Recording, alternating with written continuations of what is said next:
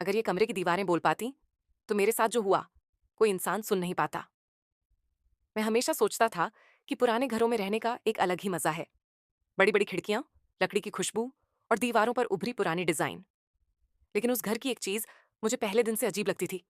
मेरे बेडरूम की दाईं दीवार, उस पर पहली रात रात के लगभग 2:19 पर मेरी नींद खुल गई।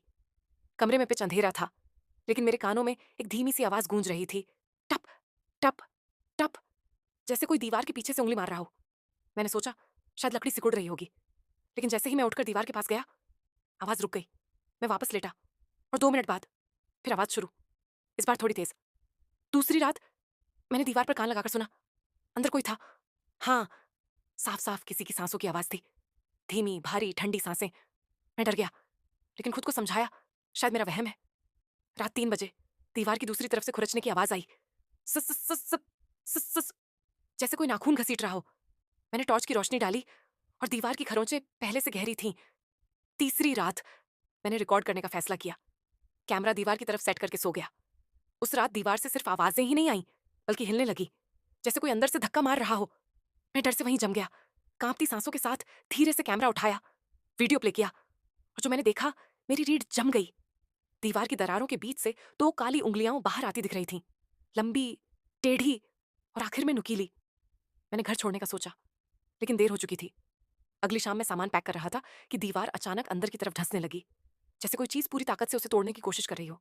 और फिर एक ठंडी भारी आवाज दीवार के भीतर से आई, दरवाजा मत खोलो, मैं बाहर आना नहीं चाहती। मैं वहीं जम गया, क्योंकि मैंने कोई दरवाजा खोला ही नहीं था। अचानक दीवार के बीच से एक चेहरा उभर आया, एक दबा हुआ चेहरा, मानो कोई प्लास्टर में फंसा हो। आंखें गड्ढों में, मुंह खुला, और अंदर से सिर्फ एक चीख सुनाई दी, मुझे निकालो। दीवार से खून रिसने लगा। धीरे धीरे दीवार पर लिखा शब्द उभरा, मैं यहां मर गई थी। आखिरी रात मैंने घर छोड़ने की कोशिश की, पर मुख्य दरवाजा अंदर से खुद ब खुद बंद हो गया। कमरे से वो आवाज फिर आई, टप टप टप। अब की बार उंगली नहीं, पूरी हथेली दीवार पर मार रही थी। मैं भागकर कमरे में गया।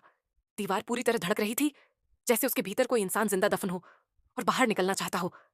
अचानक दीवार फट गई, धूल उड़कर कमरे में भर गई और एक काली सी आकृति बाहर निकली। लंबे बाल, पैर जमीन को छूते नहीं, और उसकी उंगलियों के नाखून बिल्कुल वही थे जो वीडियो में दिखे थे। उसने मेरी तरफ देखा।